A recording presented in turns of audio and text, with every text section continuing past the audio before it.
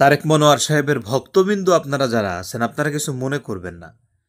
তবে আমার মনে হয় যে উনার উল্টাপাল্টা কথাগুলো বন্ধ করা উচিত এই মুহূর্তে। কারণ উনি তো সাধারণ একজন মানুষ না, একদম সাধারণ খেটে খাওয়া আমাদের মতো দিনমজুর কৃষকরও মানুষ না।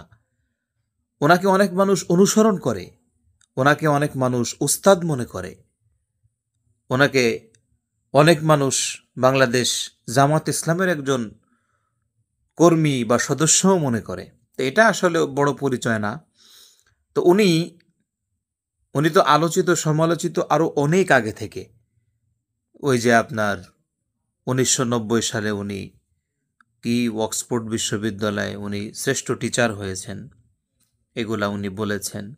মালয়েশিয়ার প্রধানমন্ত্রীর সঙ্গে ওনার সম্পর্ক ছিল, হ্যাঁ, ওনার কথা হয়। এরপরে ওনার ভগ্নিপতির কি যেন আপনজন হয় আপনার কাবা শরীফের ইমাম সুদাইস।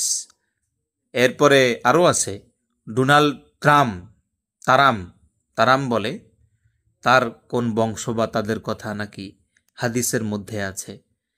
এখন বর্তমানে এসে আবার ইংলিশ প্রিমিয়ার লিগে খেলেছে, ব্যাডমিন্টনে পুরস্কার পেয়েছে। মানে বেশ কিছু আলোচনা উনি করেছে। আর এইগুলো কি আসলে উনি কেন করে, এটা কি? আমি কিন্তু এখনো পর্যন্ত বলি নাই যে উনি মিথ্যা কথা বলছে। উনি অক্সফোর্ড বিশ্ববিদ্যালয়ের শ্রেষ্ঠ টিচার হয়েছেন, আমি আমার মুখ থেকে এখনো পর্যন্ত বলি নাই উনি মিথ্যা কথা বলছে। উনি প্রমাণ দিক। উনি এই প্রমাণ জাতির সামনে বলবে যে প্রমাণ দেওয়ার কি আছে, তাহলে জাতির সামনে বলার কি আছে? উনি যে সময় কথা বলে ওনার না সামনে চোখ থাকে, ক্যামেরা থাকে, এটা বোঝে না উনি? তো উনি প্রমাণ দিক, প্রমাণ দিলে আমরাও বিশ্বাস করব। হামজা চৌধুরীরা যেরকমভাবে বরণ করে নেওয়া হয়েছে, তার থেকে বেশি সম্মানের পাত্র তাহলে উনি হবে। কারণ উনি আগে, হামজা চৌধুরী না পরে।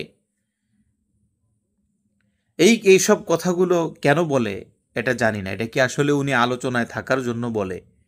হ্যাঁ, এটা আমার বুঝে আসে না। এই কথাগুলো ওনার বন্ধ করা উচিত। আর এখন নতুন করে আবার ডেলিভারি কে দিয়েছে? মাওলানা আইনউদ্দিন আল আজাদ রহমাতুল্লাহ আলাই ওনার ছাত্র ছিল, এটাও জানি না। সঠিক হলে এটা প্রমাণ দিবে কোন জায়গা কিভাবে পড়ছে, কি ছাত্র ছিল। আবার বিএনপির তারেক রহমানের সঙ্গে সে কুমিল্লাতে খেলাধুলা করেছে। হ্যাঁ, এই কথাগুলো উনি তো জানে যে এই কথাগুলো মানুষ, আর আমাদের দেশের মিডিয়াগুলোও এই ছোট ছোট কথাগুলো ক্লিপ আকারে ছাড়ে, পোস্ট করে। তা আসলে ওনার মুখে এখন বন্ধ করা উচিত, ওনাকে কন্ট্রোল করা উচিত। হ্যাঁ, নিজেকে উনি কন্ট্রোল করবে। তা না হলে এই বক্তব্য লাইন থেকে আপাতত কিছুদিনের জন্য হলেও ওনার বিশ্রাম নেওয়া উচিত। এইসব কথাবার্তা এগুলো ঠিক না। ওনাকে এখন মানুষ অনুসরণ করে, ওনাকে ভালোবাসি। ওনাকে ছোটবেলা আমি আমার জীবনে সেরকম দেখি নাই, একদম হাতে গোনা কয়েকবার দেখেছি। সুন্দর ছিল, এখনও তো মনে হয় সুন্দর। তো বড় হওয়ার পরে আর ওনাকে আমি দেখি নাই, কারণ উনি এক লাইনে, আমি তো কৃষক মানুষ, আমি আমার কাজে থাকি, উনি ওনার কাজে থাকে, আর দেখা সাক্ষাৎ হয়নি। তো এইভাবে কথা বলে মানুষের সামনে এতে কি হবে? উনি আলেম মানুষ, উনি সহ ওনার মতো আরও যারা আছে, এই কথাগুলো বন্ধ করা উচিত। দেখেন ভাই, এই কথাগুলো যদি, এরকম কোনো কথা যদি সুন্নিদের ভিতরে কেউ বলতো, আমি একইভাবে প্রতিবাদ করতাম। এরকম কথা যদি কেউ কমের মধ্যে থেকে বলতো, আমি একইভাবে প্রতিবাদ করতাম। হ্যাঁ, তো এরকম কথা উনি বলেছে। এখন আমাকে যদি এরকম আপনি প্রশ্ন করেন যে তাদের ভুল ধরা বা প্রতিবাদ করার অধিকার আপনার আছে, জি আমার আছে অধিকার। আমার কিভাবে কোনভাবে আছে এগুলো আপনার আপাতত শোনার প্রয়োজন নেই। ফিউচার যদি কখনো সম্ভব হয় আলোচনা করবো। আমার অধিকার আছে, এই জন্যই আমি ধরলাম যে এই কাজগুলো ঠিক হচ্ছে না, এই কাজগুলো ঠিক হচ্ছে না, এটা জাতি ভালোভাবে নিচ্ছে না, এগুলো বন্ধ করা উচিত। কারণ সম্মান দেওয়ার মালিকও আল্লাহ তাআলা, বা নেওয়ার মালিকও আল্লাহ তাআলা। তো সেইভাবে পথ চলতে হবে। মাঠে ময়দানে দাওয়াতের কাজ করেন, প্রত্যেকটা কাজ হওয়া উচিত যে এমন কাজ হওয়া উচিত যে কাজের মাধ্যমে আল্লাহর দিকে মানুষকে ডাকা হয়। আপনি জিহাদের কথা বলেন, আপনি ইসলামের কথা বলেন, ইসলামের কথা তো সবই কথা, নামাজের কথা, রোজার কথা, হজের কথা, জাকাতের কথা, আপনি যে কথাই বলবেন আপনার টার্গেট থাকবে কোন দিকে? সবাইকে আল্লাহ তাআলার দিকে ডাকবেন। ওয়ামান আহসানু কাওলাম মিম্মান দাআ ইলাল্লাহি ওয়া আমিলা সলিহান ওয়া ক্বালা ইন্নানি মিনাল মুসলিমিন।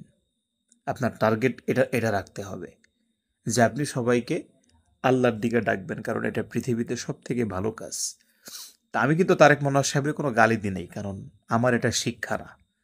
যদি আমি এমনি হয় এরকম পছন্দ করি না যে আমিও ভালো এডিট করে আপনাদেরকে, আমি কিন্তু অনেক, আমি কিন্তু এডিটিং মানে আমি নিজেও কোর্স করাইছি, ঠিক আছে, আমি মানুষদেরকে কোর্স করাই, কিন্তু আমার ওই সময় নাই। আমি কোর্স করাই বলতে এখন করাই না, করাইছি আমি।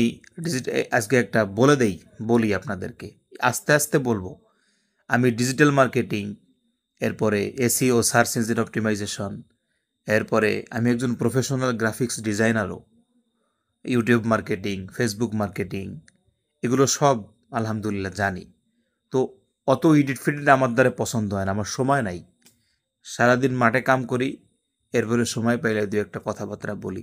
তো যাই হোক, কেউ কষ্ট পেয়েন না, তারেক মনোয়ারের মতো যারা আছেন সবাইকে সংশোধন হতে হবে।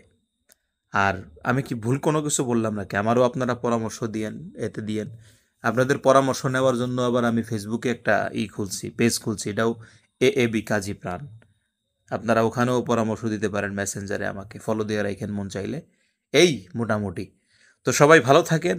মুখ আর আমার আসলে প্রোগ্রাম কি, আমি অনলাইনে আসলাম কেন, আমি আপনাদেরকে কি মেসেজ দিতে চাই, আমার উদ্দেশ্য কি, এটা বলবো, আস্তে আস্তে বলবো। অনেকে জানেন না আমি কে।